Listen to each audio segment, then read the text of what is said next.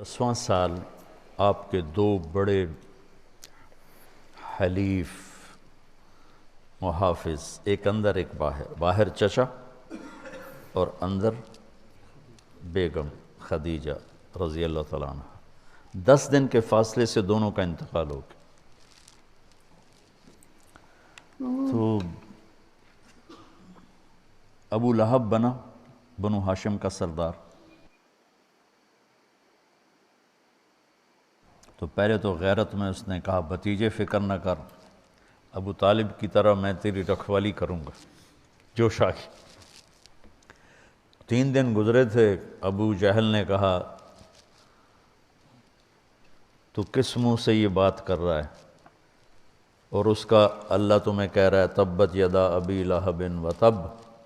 تو اس کا میٹر گھوم گیا اور اس نے آ کے حرم میں اعلان کیا میرا محمد سے کوئی واسطہ نہیں۔ تو جب تک چچا زندہ تھے زبانی تکلیف تو تھی، ہاتھ کسی نے نہیں اٹھایا تھا، لیکن چچا کے انتقال کے بعد ہاتھ اٹھنے لگے، پتھر پڑنے لگے۔ وہ جو آپ واقعہ سنتے ہیں چادر گلے میں ڈال کے مروڑا، آنکھیں باہر نکل آئیں، یہ ابو طالب کے انتقال کے بعد کا واقعہ۔ ابو جہل نے پکڑ کے بطحا کی وادی میں گھسیٹا، سارا پہلو زخمی ہو گیا۔ یہ اس کے بعد کے واقعات۔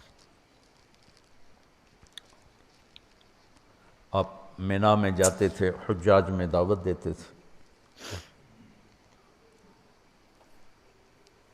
تو یہ اس کے بعد واقعات ہوئے، کوئی پتھر مار رہا ہے، کوئی تھپڑ مار رہا ہے، کوئی منہ پہ تھوک رہا ہے۔ آپ دعوت دیتے دیتے دیتے سورج سر پہ آ جاتا تھا، اور اختتام کیسے ہوتا تھا؟ کوئی منہ پہ تھوکتا، کوئی گالی دیتا، کوئی تھپڑ مارتا، کوئی دھکا دیتا۔ یہ سب چچا کے انتقال کے بعد۔ تو پھر آپ کو خیال ہوا کہ ہجرت کروں، تو آپ طائف گئے۔ طائف میں جو ہوا وہ آپ کو معلوم ہے۔ کہ 4 سال پہلے میں عین اس جگہ پہ پہنچا جہاں آپ کو پتھر پڑے۔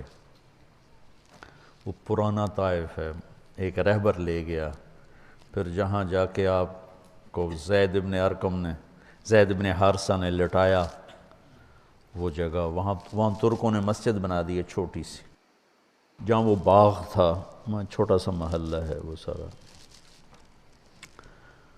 تو بہت تکلیف کے ساتھ واپس آئے، اتنا خوف چھا گیا کہ آپ مکے میں انٹر نہیں ہو سکے۔ تو آپ نے سہیل ابن عمرو کو پیغام بھیجا مجھے پناہ دو، میں مکے میں آنا چاہتا ہوں، تو اس نے انکار کر دیا۔ پھر آپ نے صفوان بن امیہ کو پیغام بھیجا کہ مجھے پناہ دو، انکار کر دیا۔ پھر آپ نے اخنس بن شریک کو پیغام بھیجا، اس نے بھی انکار کر دیا۔ پھر آپ نے مطعم بن عدی کو پیغام بھیجا، تو وہ اپنے بچوں کو لے کر آیا۔ تو اس کا قبیلہ بھی مضبوط تھا، تو اس مسلح تلواروں کے سائے میں لے کر حرم میں انٹر ہوا، کہا کہ میں آج کے بعد محمد بن عبداللہ میری پناہ میں ہے صلی اللہ علیہ وسلم۔ تو ابو جہل نے کہا کہ یہ جو تم پناہ دے رہے ہو اس کا کلمہ پڑھ کے یا اپنی سرداری کی بنیاد پر؟ کہا نہیں، میں اس کا کلمہ نہیں پڑھتا ہوں، میں اپنی سرداری پر کہتا ہوں۔ کہا ٹھیک، قد اجزنا، کہا ٹھیک۔ تو پھر کچھ آپ کو امن ہوا، لیکن وہ جو تکلیفیں دکھ تھی وہ چلتے رہے۔ شام کو جب آپ گھر آتے تو مکے کا ساری گندگی کوڑا آپ کے دروازے پہ گرا پڑا ہوتا تھا، تو آپ اسے اپنے کمان سے ہٹاتے اور کہتے ما اسرع ما وجدنا فقدک یا عم۔ ہوئے ہوئے کیا درد ہے چچا، تیرے جانے کی کمی بہت جلدی محسوس ہونے لگی۔